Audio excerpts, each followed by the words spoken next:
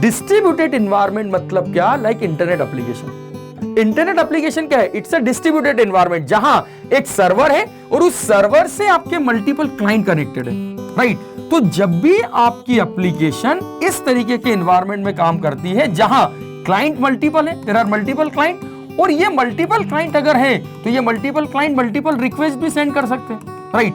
कि मान लो अगर मैं बात कर रहा हूं कि बॉस, जैसे एक एग्जांपल मैंने दिया कि suppose Gmail.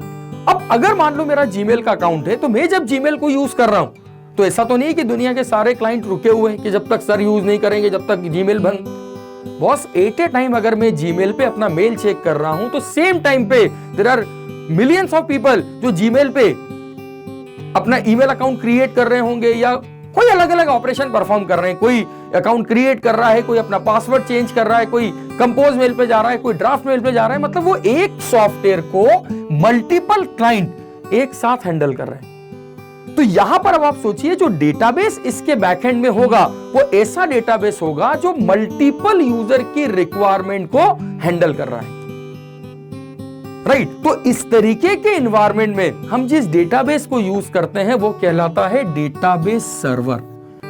That is a database server. तो सिंगल यूजर और डिस्ट्रीब्यूटेड एनवायरनमेंट दोनों में डिफरेंस आपको समझ में आ रहा है ना?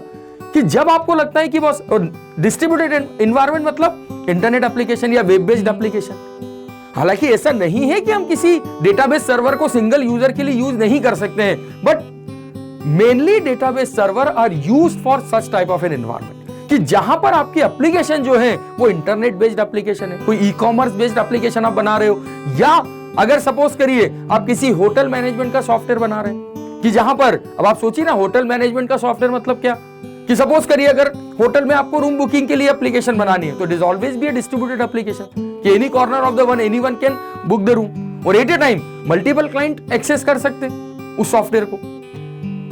तो इस तरीके के जो एनवायरनमेंट होते हैं, ठीक है, इसको हम बोलते हैं डिस्ट्रीब्यूटेड एनवायरनमेंट। इसी को बोला जाता है क्लाइंट सर्वर आर्किटेक्चर, राइट? तो यहां पर जो डेटाबेस यूज होगा, अब ये डेटाबेस कौन से होंगे जो डेटाबेस सर्वर फॉर्म में काम करेंगे?